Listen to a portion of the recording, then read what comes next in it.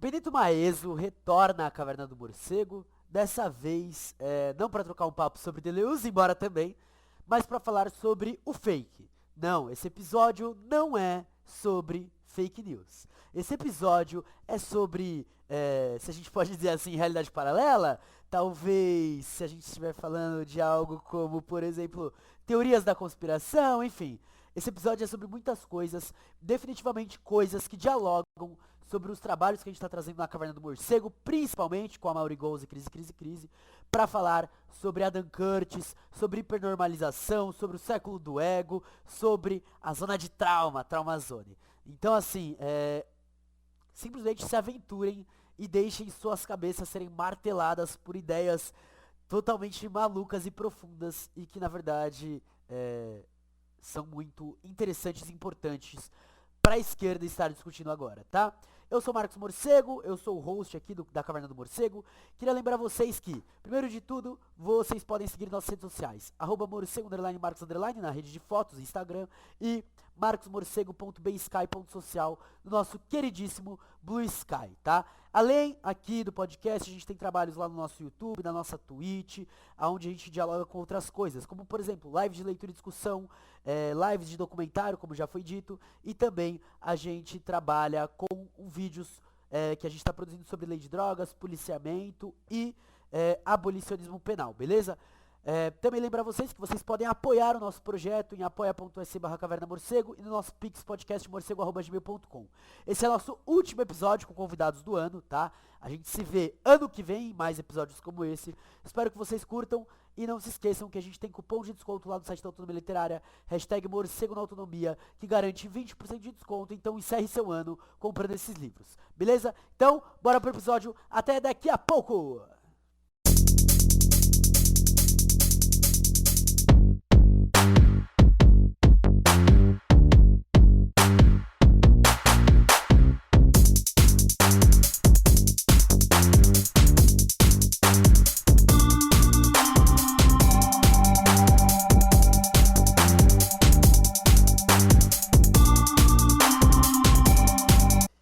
Salve, salve galera, sejam bem-vindos para mais um episódio com um convidado que já esteve aqui na Caverna do Morcego, onde já discutimos uma coisa que eu tava lendo pela primeira vez, que era Deleuze, Marx e o Agora, e a gente vem agora numa nova sacada, que a gente vai discutir o fake, o que é isso, que é o nome do livro, recém-lançado, recém-lançado pela editora Platô Editorial. Então quem não conhece aí, vou deixar aí na descrição o link da editora para vocês irem, o link do livro para vocês já comprarem o livro. Mas é isso, antes da gente entrar no tema, camarada Benito, se apresente mais uma vez aí para nossa tropa. Bom, eu sou apenas um rapaz latino-americano sem dinheiro no banco. Mas, e sem dinheiro estamos todos nós. Mas na boa, né? Eu sou Benito, sou professor do Instituto Federal aqui no Paraná, sou professor da pós na Universidade Federal do Paraná. Terminei meu pós-doc na sacrossanta e querida USP, né? Que o pessoal desce a lenha, mas todo mundo ama, não adianta, né? Eu vejo o pessoal falar, porque os pianos, isso, aquilo. Cara, a gente sabe o que é o peso disso, a responsa disso e o quanto dá orgulho para a gente quando a gente consegue fazer os negócios. Você lançou livro, você sabe, você já estava dentro da academia, você sabe o quanto é uma relação de amor e ódio maravilhosa, não adianta. O pessoal xinga, mas ama. Né? A gente é mulher de malandro da USP, é um troço tenso. Mas, cara, eu terminei meu pós-doc agora, eu dou aula uma data já dá um tempinho, faz uns 15, 16 anos que eu estou nessa jornada de professor. Antes disso, fui publicitário, fui jornalista durante um tempão da vida. E como eu digo na orelha do livro, na descrição, que eu acho que é a melhor descrição, né? Eu sou companheiro da Patrícia, pai do Gabriel e humano de estimação da Jujuba e da Marceline. Que, né, são as coisas que contam. E elas não são meus bichos de estimação, eu sou o bicho delas. Entendi, Então, entendi. é isso. Eu tô nessa e uma coisa que pintou na pesquisa do pós-doc, né, que foi o tema da pesquisa, que materializou nessa coisinha aqui, que é o livro. Afinal de contas, o que é o fake? E, talvez adiantando uma pergunta que esteja no gatilho, mas É interessante pensar o seguinte, as pessoas ficam, não, mas fake é o quê? É fake news? Não. Fake news é só a pontinha do iceberg do problema. Realmente era uma pergunta que eu tava pensando aqui. Né? Você sabe que a gente foi, que eu conversei com um monte de gente, a gente fez, eu e a minha amada supervisora fizemos um teste para o título do livro, e as pessoas achavam que chamar o livro só de fake, tipo quando eu colocava fake, porque a palavra é imponente, tá, e tudo mais. Sim. Pessoal, é um livro de jornalismo? Não, beleza, trabalhei nisso, mas não é um livro de jornalismo. Daí que mudou. A gente pensou em fazer o que é fake, aí pronto, né? O pessoal estava achando que era aquele manual de como reconhecer uma notícia falsa. Sim. Não, não é esse o problema. Quer dizer, isso é um problema. A gente tem uma caixa de Pandora de problemas. E talvez, eu não sei se a esperança está lá no fim da caixa de Pandora. O livro ainda está tateando nisso. Toda a pesquisa está tateando nisso. Eu não tenho certeza. Isso que torna as coisas interessantes. Porque se a gente não tem certeza, é aí que a gente pode criar algo novo. Entendi. Então vamos lá, que agora Vai. muitas perguntas na cabeça. Muitas perguntas na cabeça. Irei Manda. começar com duas. É, Uhum. a primeira, se nasce do pós-doc, qual que era o tema do pós-doc? Se era essa questão do fake. E a segunda, né, conhecendo a sua linhagem de discussão da filosofia, se você busca, tipo, fazer esse caminho que geralmente a filosofia faz, né? De olhar para o surgimento da palavra, como que ela era utilizada para chegar nos dias de hoje, ou é tipo, não, é uma análise de outro parâmetro da palavra, de outro parâmetro do conceito? Então, por partes, como diriam, né, os bons açougueiros. Cara, o tema do pós-doc foi o próprio fake. Eu cheguei para a supervisora e propus, olha, eu acho que tem alguma coisa aqui que eu vou chamar de vida fake a princípio. Tá. E ela, pô, gostei, por onde você vai? E aí tem, do ponto de vista teórico, já respondendo um pouquinho da tua segunda pergunta, não é tanto saber a origem da palavra, se bem que lá no primeiro capítulo gasta assim, tipo, umas 2 folhinhas falando sobre a questão semântica envolvida. E Pode sobre crer. uma questão de lógica também. Por quê? Fake as pessoas associam a mentira. Fake as pessoas associam ao boato, à fofoca, e o pessoal associa ao contrário da verdade. O contrário da verdade não é a mentira, o contrário da verdade é a falsidade. Isso é lógica one-on-one. Tio Aristóteles na veia. Por quê? Porque uma mentira, para quem acredita, é verdadeira. Tá. E aí começa a bugar a relação que as pessoas têm entre verdade e mentira e entre verdadeiro e falso. Eu, assim, sem ficar destilando muito autores que eu estou usando, eu cheguei nos autores a partir de perguntas, e são autores que eu estudo, autores e autoras que eu estudo. Mas a pergunta é o seguinte, quando uma pessoa passa uma notícia falsa, quando uma pessoa passa uma fake news, que hoje em dia a gente usa o termo junk news, notícia lixo, não notícia falsa.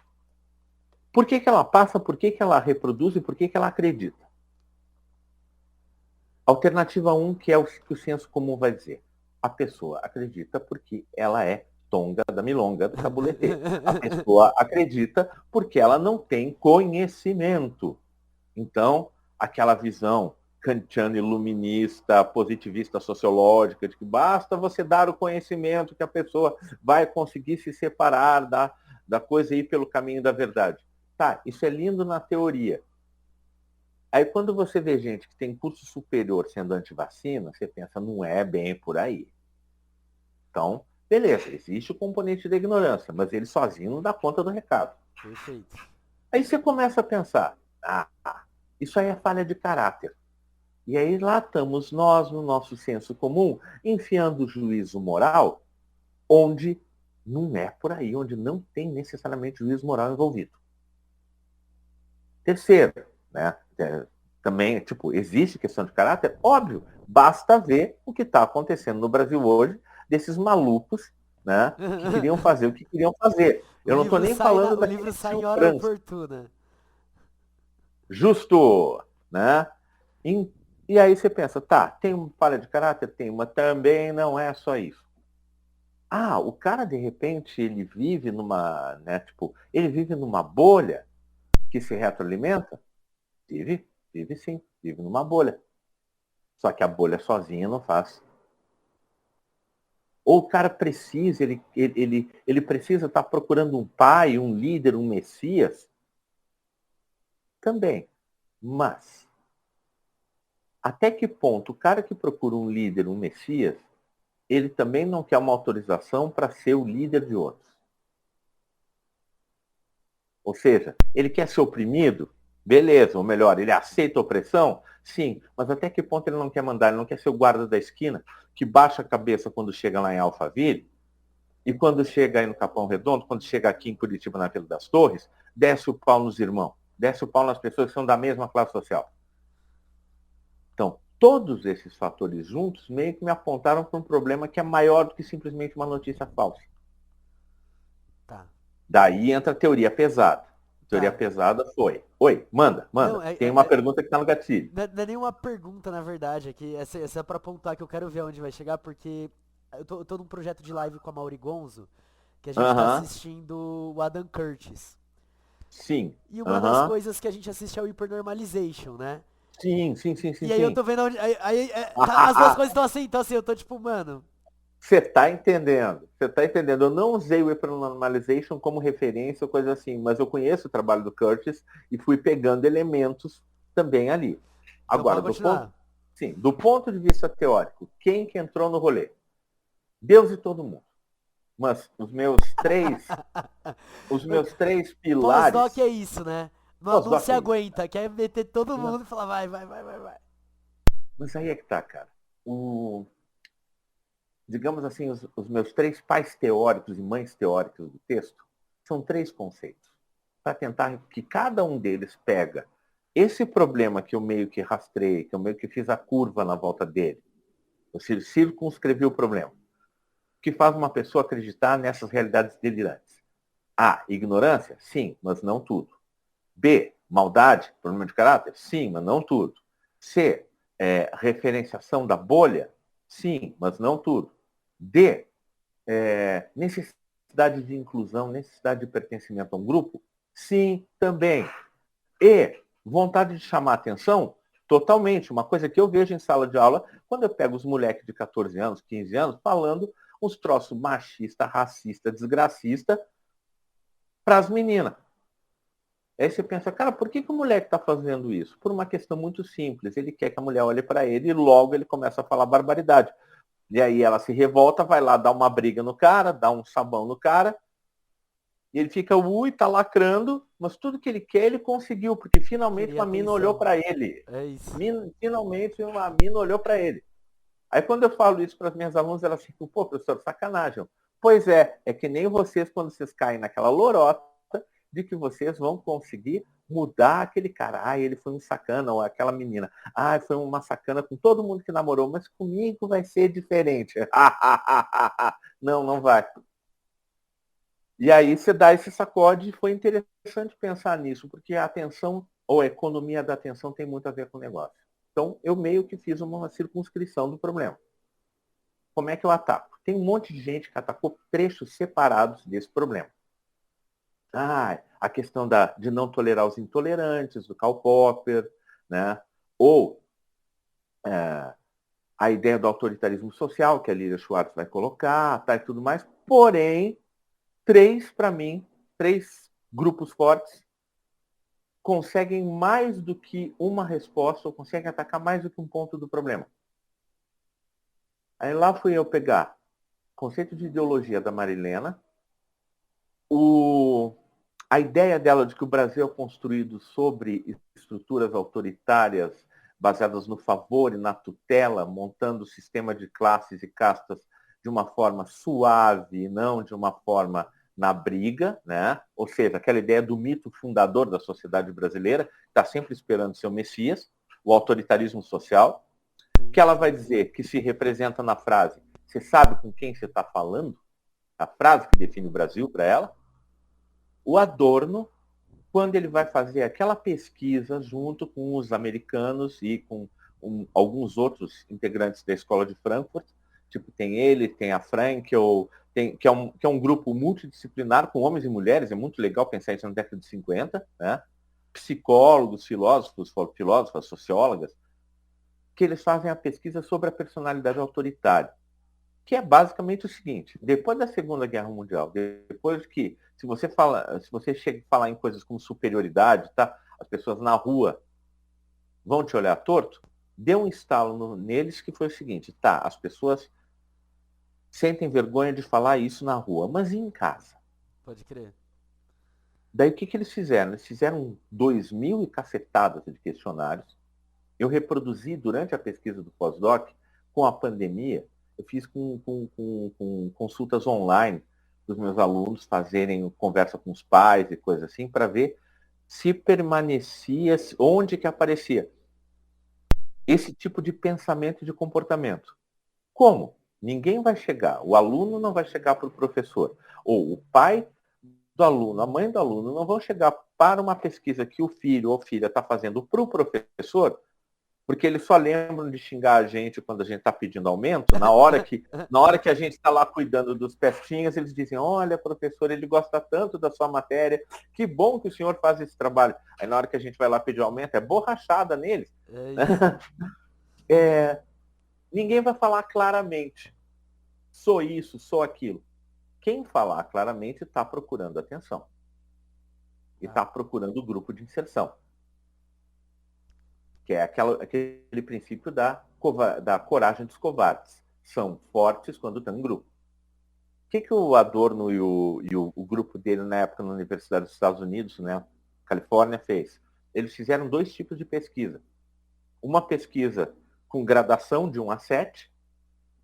Você concorda mais ou menos com tais afirmações. Minha cachorra está latindo porque ela está também participando da pesquisa. Ela que inclusive, né, tem você como animal de estimação, ou seja, Quem manda é ela. é isso. Então, aí o que eles fizeram? Eles fizeram uma coisa de 1 a 7, se você concorda ou discorda mais ou menos com afirmações. E as afirmações, elas não eram cabeludas, elas não eram bizarras, no sentido, meu Deus, que coisa que se a pessoa falar isso na rua, ela apanha. Não, elas eram sutis. Nas brechas, eles começaram a ver, olha aqui, a pessoa diz, olha, sou um democrata, mas... Né? E aí eles fizeram um segundo round, só com o pessoal que eles detectaram um mas. Aquele que diz na frente de todo mundo, aquela que diz na frente de todo mundo, não, eu sou inclusivo, não, eu sou respeitoso com a diferença, mas, ou, tudo bem as pessoas casarem se elas são do mesmo sexo, mas não na minha frente. Esse mas, como a gente sempre diz, falou mas, tem treta. Sim, sim, sim. E o que eles fizeram? Aliás, você da sociologia precisa mergulhar nesse livro e adotar ele como assim um bebezinho do seu lado. Porque eles vão na mosca. E eles traçam tipos sociais que repetem, que em algum nível mostram esses padrões. Eles chegaram à seguinte conclusão na época: o fascismo, o racismo, o sexismo, o nazismo, o autoritarismo sobrevivem na sociedade dentro dos indivíduos, porque lá no fundo, talvez, muitos indivíduos queiram oprimir os outros, por isso eles aceitam ser oprimidos. Isso joga também para uma conversa que permite fazer um triângulo com a Marilena, pela leitura do La Boétie, que fala do discurso da servidão voluntária. O esquema de pirâmide, que é o autoritarismo. Porque o autoritarismo não é um líder chega lá e tem mão de ferro e aqui Acabou. na minha casa eu tenho que ter medo. Não. Horkheimer já falou, o perigo é o guarda da esquina, cara. Porque ele se sente empoderado. Porque ele pode oprimir o círculo que está perto dele. Porque o líder oprime o círculo próximo oprime os seus círculos próximos. Aí você faz um esquemão de pirâmide, assim, parece um Mary Kay da opressão. Né? Vende, oprime, até chegar nas pessoas. E como as pessoas querem oprimir alguém, elas aceitam ser oprimidas. Então, juntou esses dois nesse rolê. Terceira coisa que eu trouxe para o rolê. Um conceito do Deleuze e do Guattari que eu acho muito legal. Que é o seguinte, eles definem que humanidade, se a gente pode dizer que é um ser humano, tudo bem, razão, tá? Descartes está lá feliz. Sentimento, tá? Ok. Polegar opositor? Joia! Permite a gente escrever e fazer um monte de coisa. Mas, de acordo com eles, a grande característica do ser humano que nos define enquanto ser humanos é a capacidade de fazer besteira. Tá. Ou a tolice. O ser humano faz tolices. E tolices podem ser ou totalmente fora da casinha, tipo achar que propagar notícias de que vacinas causam autismo, como pode ser um discurso totalmente verdadeiro, feito só de verdades, que na hora que você monta isso, sai uma tremenda bobagem? Então eu juntei esses 3 pilares no pós-doc e fiquei, tá, vamos tentar recortar, vamos tentar fazer um sistema para fechar um problema no centro. E o problema do centro é aquilo que eu chamo de fake, que não é a notícia falsa, não é a, a falta de acesso ao conhecimento ou à informação. Se a gente for pensar, nunca teve tanta informação. A gente não tem tempo de transformar ela em conhecimento ou sabedoria. E não é isso. Isso faz parte. É o fato de que isso virou um modo de vida. As pessoas vivem nesse mundo paralelo, só que esse mundo paralelo impacta a nossa vida porque a gente vive na mesma realidade, ou no mesmo real do que essas pessoas. Elas têm a realidade delas, nós temos a nossa, mas o real, o concreto, o material, e olha que o materialismo comendo solto, no bom estilo do homem de Trier, né, do alemão barbudo, é materialismo mesmo. E não adianta apelar para o sobrenatural, não adianta apelar para vamos vencer o capitalismo indo para as florestas ou coisa assim. Não, a gente só pode resolver um problema de forma imanente porque a gente está dentro da encrenca. Sair da encrenca e dizer, eu vou para uma comunidade hippie, você está deixando o terreno para que os outros ocupem. Tipo, a batalha na rua, é no dia a dia, na consciência de classe e tudo mais. Então, montou esse sistema. Temos um problema aqui, e esse problema é muito maior, no fim das contas, do que parecia no começo do doutorado, do pós-doc, quero dizer. Inclusive, antes de você continuar, Claro, manda. porque a gente falou de tudo isso, você falou, né, de que no pós-doc você sentiu que tinha essa coisa a mais e tudo. Teve algum caso específico, assim, que fez você aguçar, assim, olhar e falar, puta, era isso que tava me incomodando, achei a partir disso que tava me incomodando no geral, assim? Eu acho que isso é começo do capítulo 3 do livro. Eu acho que eu descrevi ali um caso que especialmente seria cômico se não fosse trágico, sabe? 22 de novembro de 2022 aconteceu uma das coisas mais idiotas que já ocorreram na história do Brasil.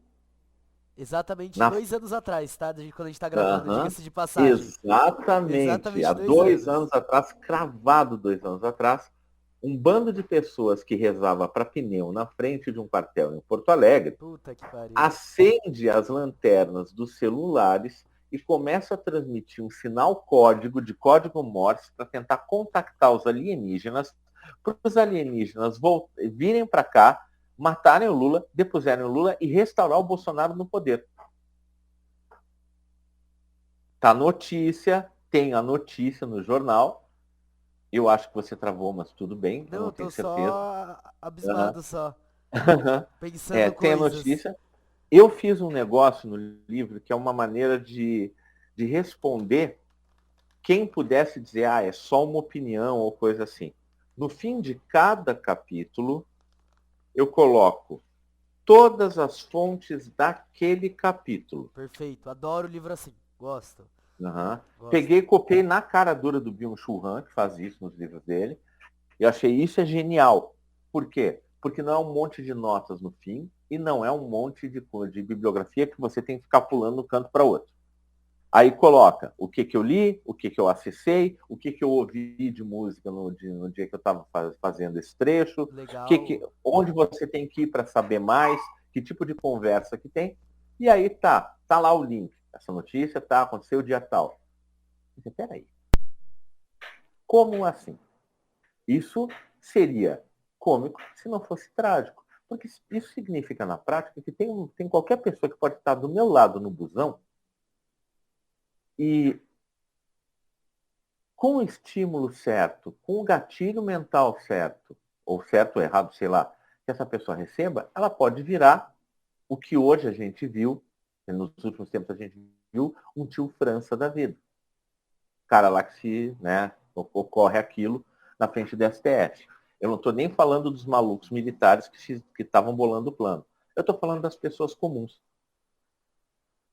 Isso eu comecei a pensar, cara, mas isso aqui é hipnose de massa. É exatamente isso que eu estou pensando agora. Tipo, eles estão fabricando isso. Uhum, isso.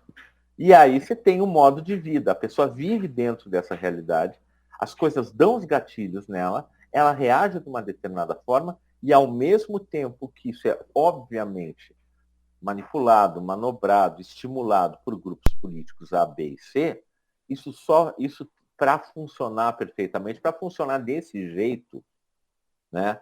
Vem ET Bilu, derruba o Lula e põe o Bolsonaro no poder, né? Para que isso funcione, sacanagem com o ET Bilu, ele é legal, busquem conhecimento, aquela coisa toda. Mas venha ETs, venha ver a batalha final, coisas de filmes de invasão alienígena, que eu acho sempre super divertidos. Para que isso funcione, em algum momento a pessoa primeiro tem que estar de certa maneira disposta, mas ninguém convence alguém assim dizendo, olha, você tem que virar doido da casinha, assim, porque isso vai ser bom. Você tem que pegar a pessoa pela emoção. Quando rolou isso, quando rolou esse evento, eu fiquei, tá, ok, agora aqui a gente tem um caso de hipnose de massa que permite que eu aproxime tanto a Adorno quanto a Marilena com a ideia autoritária, porque eles estão pensando num, num mundo ideal do Messias, estão esperando a vinda dos céus de alguém e estão fazendo uma besteira sem tamanho. Então, esse evento ele é meio que a cristalização de todo o processo. Tá. Tanto que ele abre o capítulo do meio do livro. Então, tem um caminho até chegar ali e aí as aberturas. Beleza, então vamos lá. Primeiramente, galera, Ah, como eu falei, a gente tá assistindo o documentário com o Amaury Gonzo, do Crise, Crise, Crise, que acontece às terças-feiras. Crise, Crise, Crise, Gonzo, chamem o Benito, porque eu tenho certeza que vai ter muita coisa pra vocês trocarem ideia em relação a isso. que bom. Eu acho que é o primeiro ponto aí que eu sei que a galera tá aí acompanhando, então, Crise, Crise, Crise, chama, vou mandar mensagem pra vocês, inclusive. Mas vamos lá, então, essa abertura que você dá é pra montar uma tese de que o fake não é só a mentira, mas ele é a Não. construção de uma outra realidade que vai se acoplar Uhum. e vai estar instaurada. Sim, ela está acoplada à nossa realidade, quer dizer, ao nosso real, porque ela existe no real. Tá. Basta que uma pessoa que acredite que vacinas causam autismo não se vacinar, ela ou a sua família, se uma pessoa ali dessa família pegar uma coqueluche, um sarampo ou uma gripe mais bizarra, a gente sabe que as chances do vírus mutar e descer a cobertura imunológica do resto do pessoal é muito grande. Quer dizer, a atitude do cara que vive fora da casinha pode estourar a minha ou a tua vida ou de qualquer uma das pessoas que está vendo a gente agora ou ouvindo a gente agora. Então, por mais que o cara viva numa realidade paralela, a realidade paralela ela se imiscui no real, ela entra no real e ela impacta a realidade das outras pessoas. É muito louco você falar isso, porque em um espaço de militância, com uma pessoa de militância, enfim, a gente trocando várias ideias e tal, não sei o quê, Uhum, a pessoa falou, terminei com minha mulher durante a pandemia e tal, uhum. não sei o quê, e foi explicar o motivo. E o Tá. motivo era que ela tinha optado por não se vacinar. O Uhum, cara, que tava no espaço de militância, uhum, organizado e tal, não sei o quê, tipo, tava uhum. nessa fita de que não, a vacina faz mal e não sei o quê, blá blá blá. Cara, eu vou te dizer um negócio que depois que você lê o livro, que é a parte que eu converso mais de perto com a Adorno, você vai olhar assim para muitos das nossas camaradas na militância e pensar, onde eu fui amarrar o meu burrinho? Porque o que que o Adorno fala aí, que eu tento dialogar com ele, que eu tento, eu, eu, não é que eu comprei o que ele está dizendo, eu não consegui refutar o que ele está dizendo. Ele diz o seguinte, o autoritário, a autoritária, o doido da casa existe em qualquer ponto do espectro político. É um erro monstruoso da militância da esquerda, de qualquer área da esquerda, achar que esse tipo, não estou nem falando do comportamento perigoso, como esse caso, da questão de vacina ou não vacina, mas da gente achar que nós somos os guardiões da moral e do conhecimento e eles são todo um bando de acéfalo. Surpresa, eles acham a mesma coisa da gente. Segunda surpresa, dentro das próprias áreas, você tem esses padrões. O Adorno fala, quando ele traça os tipos das personalidades autoritárias, tem um monte de tipos que ele define claramente. Isso aqui é um tipo progressista autoritário. Você pensa, como assim? E aí ele começa a, a descascar, né? Então tem toda uma parte que eu vou, ok, tá, o Adorno está falando isso, será que dá para mediar? Será que dá para refutar? Será que dá para dizer? Tipo, e aí eu vou chegando à conclusão que não. Por quê? Esse autoritarismo está dentro. O tirano está dentro de todos nós.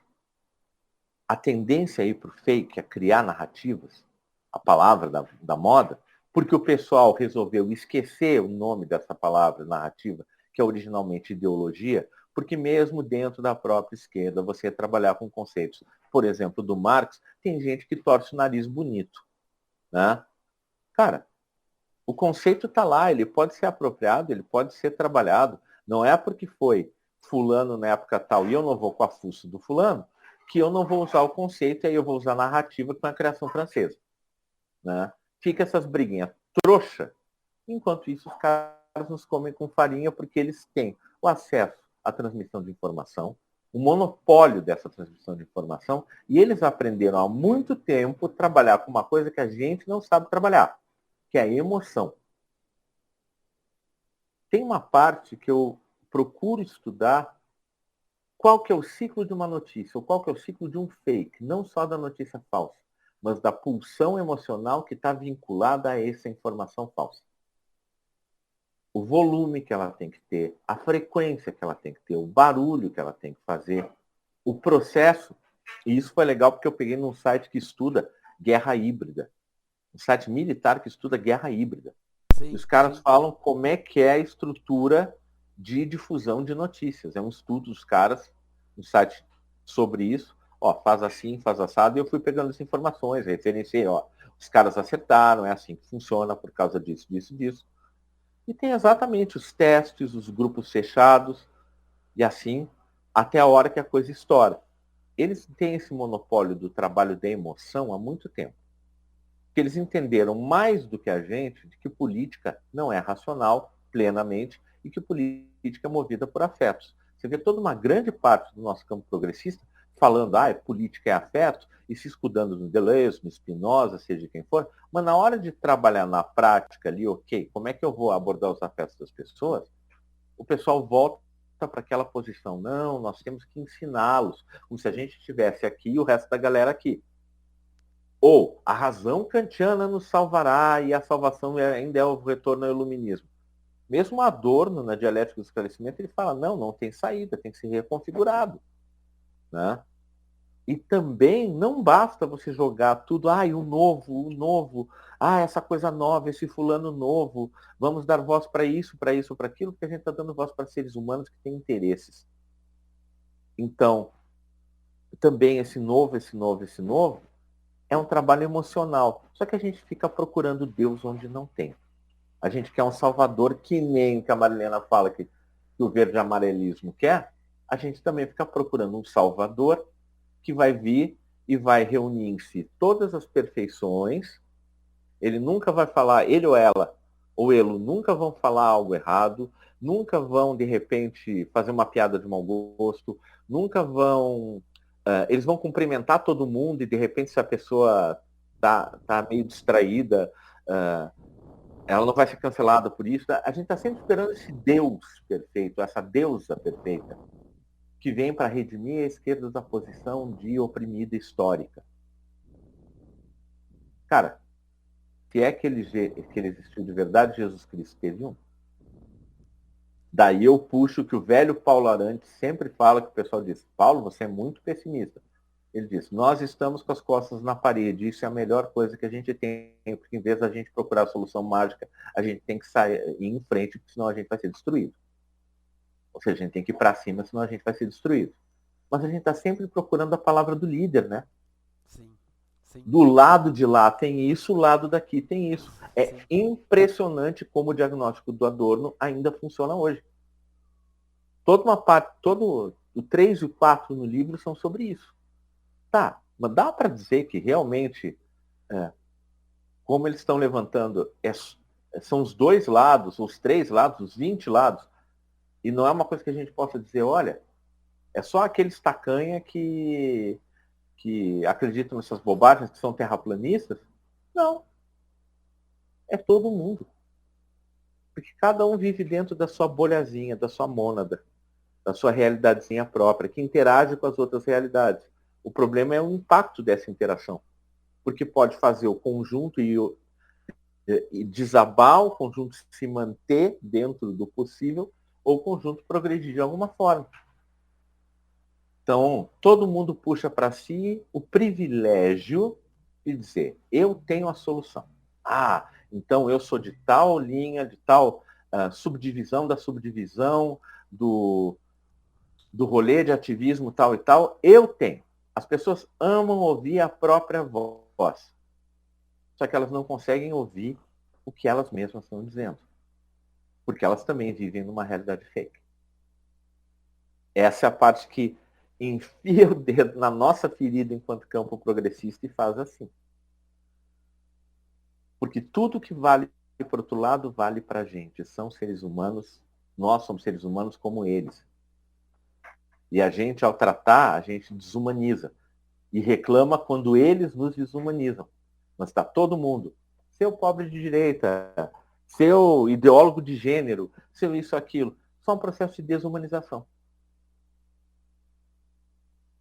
Não é autocrítica, é algo muito mais pesado que isso, cara. É uma reavaliação total de tática, estratégia e história do movimento. Isso. Tá.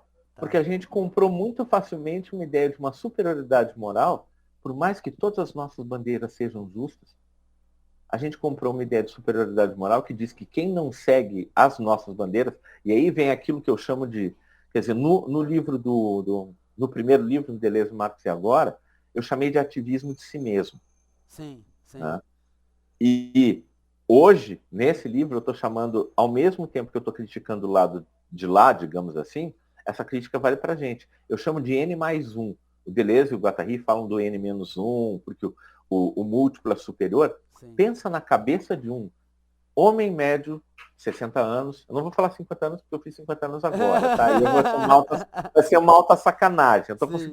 52 já. Mas tudo bem, eu vou me auto-sacanear. Pensa no homem médio, 50, em torno de 50 anos, que trabalhou durante um tempo na mesma empresa, tá, não sei o quê, é demitido e, por exemplo, foi substituído por uma pessoa preta ou por uma mulher.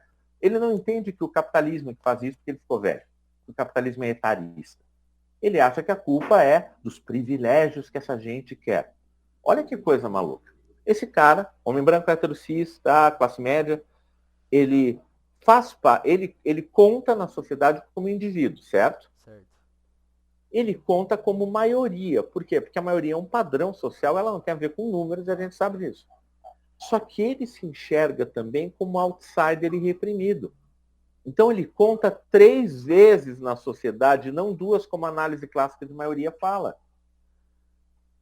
Puta Porque que ele se enxerga como injustiçado. Quando você vê o cara, o funcionário mediano de empresa nos Estados Unidos votando no Trump, ou o servidor público votando numa coisa, naquela coisa, que eu não vou dizer o nome, porque é que nem o Voldemort, né? Fala 3 vezes, volta, né? O funcionário público votando num projeto que diz vamos privatizar tudo porque funcionário público é vagabundo. Ele se sente injustiçado e ele não consegue se entender como parte daquilo que ele mesmo ataca. Isso vale do lado de lá, isso vale do nosso lado também. Caralho. Eu tô até com dificuldade, assim, porque tá passando tanta coisa na minha cabeça agora, nesse exato momento. Beleza. Então, não, mas fale. Aquela coisa importante é o nosso diálogo. Não, não, Está passando muita coisa. é muito interessante porque uma das coisas, inclusive é uma das coisas que eu puxo da Rosa, né?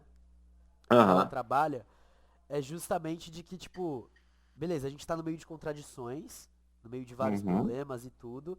Só que, e aí ela critica muito o movimento de esquerda que se associa à Segunda Internacional, o Bernstein, o Kautsky, não sei o quê, de se Uhum. separarem da classe Uhum. trabalhadora justamente nesse movimento de nós estamos Uhum. acima, a gente que vai fazer as decisões e tal, não sei o quê, e a galera precisa passar por isso e ponto.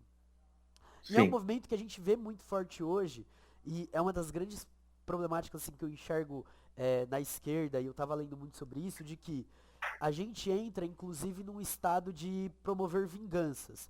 Onde qualquer pessoa aleatória que aparece lá, a pessoa está sendo presa, a pessoa está sendo acusada, não sei o que, a gente está celebrando e comemorando, como se fosse o grande alto da política e tal, não sei o que, num sentido Sim. de, essa pessoa é uma pessoa que, ela é uma pessoa burra, ela é uma pessoa de direita e ela é uma pessoa descartável nas nossas contas, nas nossas lutas e nos nossos debates. Uhum. E estava lendo, inclusive, pela terceira, quarta vez o Por Terra e Território, que é o livro da Teia dos Povos, e uma das Sim. questões que entra é, gente, é claro, existem problemas que não, a gente não vai conseguir solucionar internamente e tal, não sei o quê. Só que, Uhum. enquanto organização de esquerda, a gente tem que se Uhum. mostrar é, na capacidade de as pessoas que militarem com a gente, por mais erros que possam cometer, elas enxerguem que tem uma possibilidade de mudança, enxerguem que tem uma possibilidade alternativa dentro das próprias ações e dentro das ações coletivas. E que é um debate que a Uhum. esquerda optou por não fazer. Optou por separar, entrar nesse ativismo de si mesmo de eu vou ser melhor, isso quer dizer inclusive num sentido moral ou até num certo sentido intelectual de eu sou maior, e eu sei mais, eu conheço mais e eu entendo mais, ao invés de olhar e falar, ó, esse problema, ele é um problema dentro da própria construção dessas realidades que são feitas Sim. e a gente parou de lidar com isso.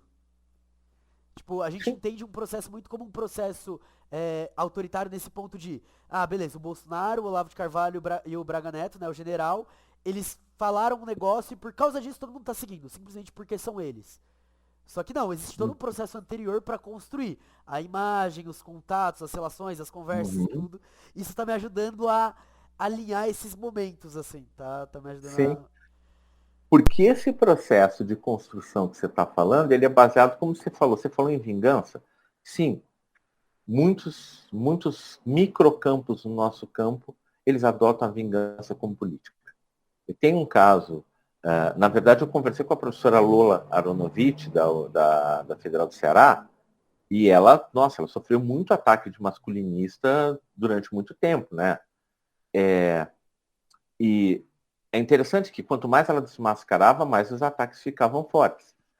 Há um tempo atrás teve uma pessoa que eu conheço que foi cancelada na internet por uma série de coisas que depois se mostraram que não eram exatamente aquilo que a pessoa, quem acusou, pediu desculpas, ó, não era isso. Tipo, a pessoa quis falar mal de alguém, o troço pegou uma grande repercussão. Essa pessoa teve a carreira de militância dela, digamos assim, a militância dela destruída. A Lola saiu em defesa. Foi uma das poucas pessoas que saiu em defesa. Porque ela notou os mesmos padrões acontecendo. E aí o que acontece? A gente se torna refém dos padrões. A gente não julga mais, ou a gente não consegue ter o discernimento para pensar, tá, até que ponto isso é verdadeiro, até que ponto isso é uma manipulação, até que ponto isso é verdadeiro, mas está sendo contado de uma forma que favorece a B ou C, ou que me faz levar a pensar tal coisa. Não, a gente recebe, replica o padrão e tem um comportamento pavloviano. A gente reproduz aquilo que nos é passado. Quando a gente precisa né, a gente precisa do contrário, a gente não pode repetir padrões. Então, como você falou, a gente pega e condena muito fácil dizendo que o cara lá, o tio França da vida, é só mais um maluco. Mas o que o tornou desse jeito? Quais foram os gatilhos? O que levou ele a isso? Como que ele comprou a ideia? A gente deixou de fazer isso, porque é mais fácil. Agora ela vem um negócio que vai ter gente me crucificando, eu tô a fim de pagar o risco de ser cancelado. Mas essa postura de patrulha que a gente assume é neoliberal até as últimas Sim, consequências. sim. É o neoliberalismo do ativismo político. Por quê? Porque, como você falou, eu sei mais. Tem um monte de gente que faz isso. Olha, eu sei mais porque eu tenho isso, isso, isso, isso tudo. Argumento de autoridade clássico. Tem aquele que diz, eu sei mais porque eu vivi. Tá, mas quem está do teu lado não viveu. Ah, mas se não viveu, tem que confiar plenamente em mim porque eu vivi. Tá, mas eu não posso dialogar? Não, porque eu sou o centro. Quando você transforma uma luta coletiva num desfile de lutas individuais, você fez o mesmo mecanismo que o neoliberalismo fez, por exemplo, com as relações de trabalho. Não existe mais o conceito de classe trabalhadora, não do jeito que a gente conhece, porque todo mundo virou empresário de si mesmo. E todo mundo virou empreendedor. Agora, empreendedor progressista, empreendedor ativista é uma categoria, militante é uma categoria nova. É uma categoria nova. E é Eu uma vou ficar categoria quieto. pesada. Vou ficar quieto, que senão eu falo demais aqui. Mas você entende que não, eu não quero dizer, ó, pessoal, tá todo mundo errado, não é isso. A questão é, escuta, a gente precisa refletir. Você citou Exato. a Rosa muito bem, porque esse problema não é exatamente no sentido histórico novo. A questão é, tipo, pensando nas chaves neoliberais, a gente chamar de uma categoria assim que é o rolê novo. Mas isso é histórico, tanto lá quanto aqui. Tanto do outro lado da cerquinha, quanto do lado daqui da cerquinha. Nesse capítulo que eu falei com a Lola, a professora Lola, eu, eu fiz uma lista, abri o capítulo com uma lista de... O capítulo se chama O Poder do Fake. É Tá. uma lista de coisas horríveis que aconteceram porque a massa foi guiada, digamos assim, ou reagiu ao impulso emocional e ou fez justiça com as próprias mãos, ou algum lobo, entre aspas, lobo solitário, porque não existem lobos solitários, né? Sempre as pessoas são frutos de contexto, fizeram assassinatos, ou tem um estudo que é bem interessante, que é um estudo que saiu na BBC, do American Journal of Tropical Medicine and Hygiene. É um estudo de 2020, que os caras analisam o efeito das informações falsas, ou da desinformação, no aumento do número de mortes naquele período, naquele mês específico, nos hospitais americanos, por causa das mortes de Covid. Teve 800 mortes a mais só causadas por desinformação. Isso no mês de agosto de 2020, na região onde os caras estavam fazendo estudo. Porque as pessoas usavam bleach, usavam quiboa, usavam cloroquina e ivermectina. Né? Então, essas coisas têm impacto na realidade. E o que é interessante pensar na dita falsa informação é que ela não é totalmente falsa. O discurso do fake, ele, como o Deleuze fala, né, o discurso da besteira, ele pode ser feito totalmente de verdades. E muitos deles são. Pegam imagens verdadeiras, pegam fatos verdadeiros, mas o viés que é trabalhado é que leva você para um lugar XYZ para você fazer ou esse comportamento de manada, que todo mundo quer sangue, morte e ódio do outro, ou o comportamento de você achar que você é o único que tem a resposta. Cara, coisa que eu sei de sala de aula, que nessas horas ajuda.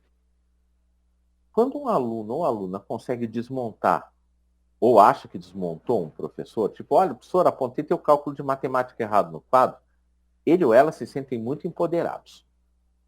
Aliás, eu odeio a palavra empoderado porque ela é a palavra de literatura gerencial da década de 50 e 60 nos Estados Unidos. Sim. Empowerment é você trabalhar com grupos pequenos para entregar resultado para o grande patrão. A Marilena também detesta essa palavra por causa disso. Toda vez que a gente fala sobre isso, os dois, ai, que ódio. Sempre que eu uso essa palavra eu fico tipo assim, porra, queria usar outra coisa, mas é isso. Tá bom, é isso. Isso. Então, o aluno se sente muito bem, ele se sente poderoso dentro do grupo. Talvez poderoso ou poderosa seja mais forte, né, do que empoderar. Empoderar, alguém está te dando um poder de presente. Ele se sente poderoso. Um tiozão no grupo de WhatsApp da família que fala umas barbaridades, ele também se sente empoderado ou poderoso. Ele se sente relevante. A gente está acostumado a pensar, e aí voltando à ideia da política com afetos, dos afetos, a gente está acostumado a pensar que política só... Quem ainda, né, tipo, quem pensa diferente da ideia que a política é razão? Tem razão, mas Freud já explicou que razão é uma desculpa dos desejos. E as pessoas percebem que tem afetos, todo mundo fala, vamos produzir afetos bons, afetos positivos, né? Os afetos alegres, pegam Spinoza e transformam em manual de autoajuda. Cara, não é assim. os ditos afetos tristes, o medo, o ódio, o ressentimento, a sensação de perda, têm impactos políticos monstruosos. Quando o pessoal faz alguma coisa por vingança, como você falou, eu também posso substituir vingança por ressentimento, que vai funcionar igualzinho. Toda a política que esses caras manobram muito bem, ela é calcada no uso do ressentimento e do medo, e também na ideia de uma promessa de realização. De preferência que essa promessa de realização signifique você poder descontar os seus ressentimentos no outro. Nunca vou esquecer que uma amiga minha de trabalho falou que, na eleição daquele ser, uma outra colega que pegava a mesma van para sair de Curitiba para a cidade onde elas trabalhavam, porque era um campus fora de Curitiba, do Instituto, funcionário público, o cara falando que funcionário público isso não presta para nada, a mulher celebrando e chegando na cara, vocês perderam, agora vem o troco. Por quê? Porque não é o líder, é o guarda da esquina. A gente esquece o poder do ressentimento na sociedade. E a sociedade é movida por isso, por quê? Porque tem uma promessa lá na frente. Você vai ser bem sucedido, você vai ter tudo, você vai ser pop, você vai ser a nova Madonna, seja quem for, só que, como o capitalismo nunca entrega essas promessas, vai acumulando frustração, alienação e ressentimento nas pessoas. Faz a panela ferver, primeira válvula de escape, pronto, vira o fake. É isso, resumindo, na caixa de Pandora talvez não tenha esperança mesmo. Você sabe que quando a Marilena leu o texto, ela falou, olha, tem uma esperança e você está deixando ela com o livro. Porque eu começo o capítulo final exatamente com isso. É possível uma saída? Não. Só que a questão é a seguinte, a saída não é para fora, a saída é dentro do sistema. A gente não pode procurar mágica lá fora. A gente não pode achar que isso vai ser resolvido por decreto. A gente não pode achar que vem os nossos aliens do bem, vêm para resolver o problema com os aliens do mal, porque isso seria muito limitado. Agora, a gente pode, em algum nível, eu descrevo alguns exemplos aqui, a gente pode fazer algumas táticas de choque, algumas táticas de surpresa, e principalmente a gente pode colocar a pulga atrás da orelha nas pessoas. Isso ainda não nos tiraram. Talvez isso seja a maior relevância das ciências humanas hoje, porque a gente ainda tem o poder de colocar a pulga atrás da orelha. Só que se a gente ficar comendo bola e brigando assim, eu sou mais lindo que você, como o pessoal faz, a gente não vai conseguir. Por quê? Porque o outro lado está bem organizado. Eles agora têm faculdade de História do Brasil paralelo. Sim. É necessário pôr a pulga atrás da orelha. Nem todo mundo que sai de uma aula que eu dou, e eu não quero que todos saiam pensando igual a mim. Eu quero que eles e elas pensem por eles mesmos. Eu quero que eu consiga colocar uma pulguinha, um caminhãozinho na orelha de alguém para dizer, mano, mas será? Mas será? Eu sempre tenho que dar um passo a mais de dúvida. Como diz o sábio Falcão, que além de ser um homem muito inteligente, é um cantor excepcional, né? Onde houver fé que eu leve a dúvida. É uma das músicas do Falcão Joiado, lá, o Falcão do Black People Car, né? Porque Sim. tem o Falcão do Rafa. Né? Onde houver fé que eu leve a dúvida. Onde houver uma crença cega, de qualquer tipo, que eu consiga levar, que eu consiga balançar aquilo de algum jeito. Um sozinho, não sei se consegue. 2, a coisa já melhora.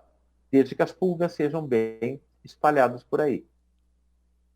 Porque se a gente vacilar, se a gente deixar, vai acontecer um negócio muito esquisito. Você já ouviu falar de uma coisa chamada efeito Dunning-Kruger? Não. Cara, eu vou contar uma história que vai parecer que é inventada. Mas ela é muito emblemática do quanto as pessoas vivem realidades próprias e elas acreditam que a realidade delas é o real. É um criminoso chamado MacArthur Wheeler, que, se não me engano, foi em Pittsburgh. Deixa eu olhar aqui, porque isso está no capítulo 5, Poderoso, engraçadíssimo, né, por causa disso. MacArthur Wheeler foi em Pittsburgh, na cidade de Pittsburgh. O cara entrou 10 horas da manhã numa agência bancária, puxou o revólver e disse: isso é um assalto. Tá. Saiu, atravessou a rua, foi em outra agência bancária, entrou, puxou o revólver e disse: isso é um assalto. Sem máscara. O que acontece com uma pessoa que é filmada por câmeras de segurança, assaltando um banco, sem máscara? Ela vai ser presa rapidamente, certo? Certo. Porque tem identificação. Então, os homens bateram na casa do cara. Por favor, o senhor está convidado a conhecer o Chilindró.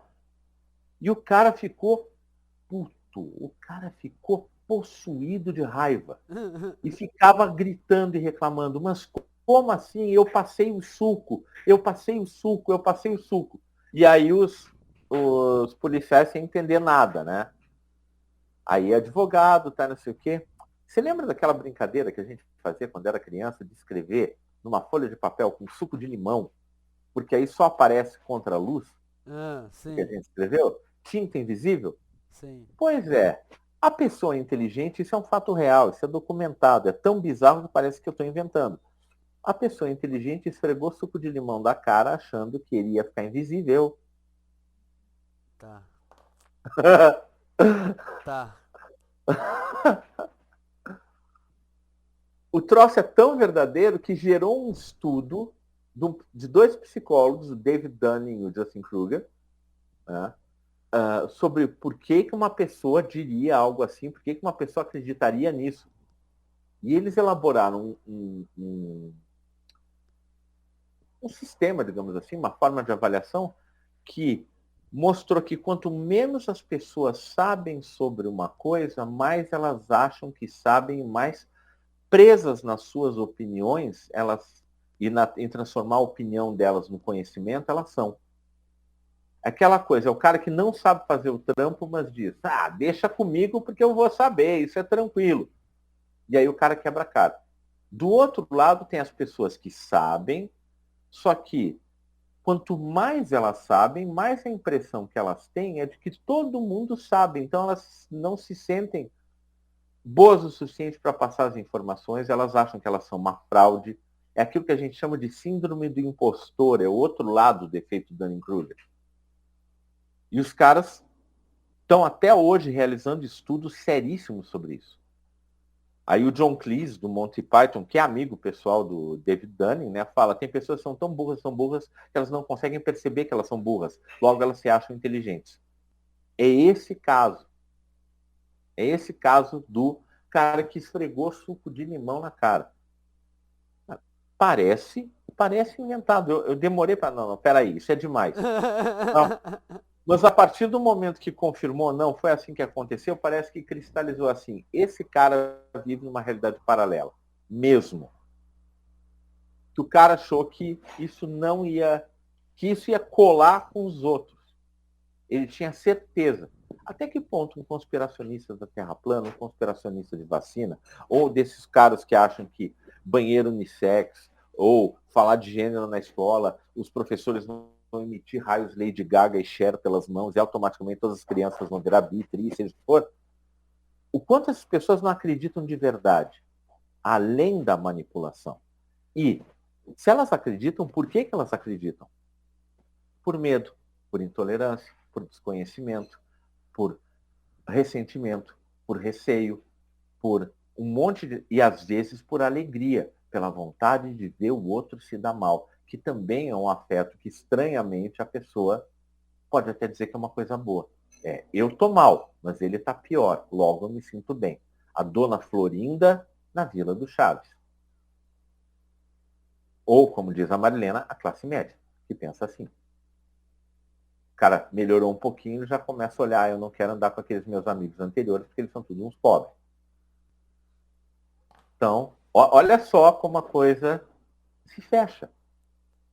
Então, é um modo de vida, é um jeito de viver, a pessoa vive imersa naquilo. Tem as questões que a Marilena destaca sempre da questão da guerra, tá, e tudo mais, que tem um capítulo que eu falo sobre guerra fake e morte real, né, sobre a história das armas de destruição em massa, tá, como isso mobilizou a opinião pública e fez as pessoas toparem. Claro, não era com elas, né?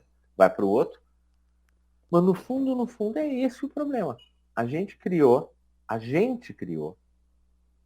uma realidade própria, uma lógica própria, uma realidade paralela, e todos nós vivemos em realidades paralelas. E a gente perdeu a capacidade de conectar elas. Tá. Pronto, acho que fritei a cabeça do morcego. Não, eu tô nesse momento só pensando em, tipo, eu quero pegar esse livro e reler ele e assistindo o Aham. Adam Curtis, assim, e fazer uma Uhum. viagem aí. Porque, nossa, Sim. muita coisa, muita coisa. Mas, Benito, E... nosso Oi. tempo está chegando ao final, então eu queria Aham. te pedir para trazer uma Uhum. conclusão, uma mensagem pra galera e Uhum. tal, e Sim. trazer três Uhum. indicações, não precisa ser de livros, uma obrigatoriamente tem que ser seu livro, né? Uma Sim. obrigatoriamente tem que ser Uhum. ele pra galera ir aí comprar, porque vocês já viram, né, Aham. gente? Galera, o Amaury ele tinha falado um bagulho pra gente nas lives que é a esquerda precisa assistir o Adam Curtis e agora a esquerda também precisa ler esse livro. Eu acho que são passos fundamentais pra dar aquela chacoalhada, pra gente olhar e falar, Sim. tem Uhum. coisas além do que o que a gente vê e do que a gente entende que a gente vê. E elas existem, e infelizmente não são teorias da conspiração. É o que eu falo todo episódio do Adam Curtis. Ele fala, porque existiam certos grupos de empresários que se reuniam pra produzir como controlar a gente. Aí você olha e você fala, teoria da conspiração. Aí ele mostra alguém gravando a reunião desses caras falando, a gente tava pensando em fazer isso, isso, isso pra controlar todo mundo. Não é teoria da Sim. conspiração. Não é teoria. Ó, então, para encerrar, gente, para não terminar com uma nota pessimista, o meu lado teórico crítico, brazuca, assim, Adorno, Paulo Arantes, sempre termina com pessimismo na inteligência e otimismo na vontade. Vou ler só um trechinho aqui.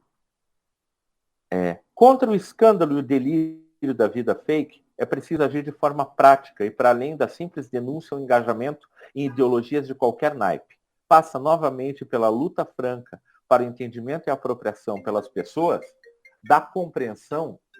Espera aí que entrou uma ligação aqui. Pronto. Travou ou Não, não? tá normal. Pode voltar do começo se quiser também. Tá. Contra o escândalo e o delírio da vida fake, é preciso agir de forma prática e para além da simples denúncia ou engajamento em ideologias de qualquer naipe. Passa novamente pela luta franca para o entendimento e a apropriação pelas pessoas da compreensão de que é preciso transformar as suas condições de vida, econômicas, sociais, coletivas, emocionais, individuais, psicológicas, etc., de uma maneira simultaneamente individual e coletiva. Contra os discursos fake da besteira, do cinismo e da alucinação, a consciência de que a realidade dos fatos também é composta pela percepção das pessoas sobre estes, e que essa percepção precisa se basear em valores e direitos que tragam dignidade à vida do maior número de pessoas possível. O desafio é fazer esses valores, serem devidamente compreendidos. Contra o fake e seu modo de vida, a busca por uma vida prática ou de praxis, onde pensamento, ação e intersubjetividade andem próximas. Só somos quem somos por existirmos junto com outras pessoas diferentes de nós. Essa é a nossa tarefa de todas, todos e de cada um. Então tem que sair da questão que dá trabalho. Não vai vir do céu, é a gente que constrói. Indicações de livros ou de coisas, tá? Primeiro, o próprio livrinho, está lá no site da Platô Editorial. A gente criou a ideia, a gente começou da ideia de um livro escrito, de um livro fino, escrito como se fosse uma conversa, como a gente está tendo agora, com esse tipo de exemplo maluco, bem-humorado ou quase escandaloso, para que as pessoas não se sentirem dissociadas, mas com um volume teórico todo escondido por baixo.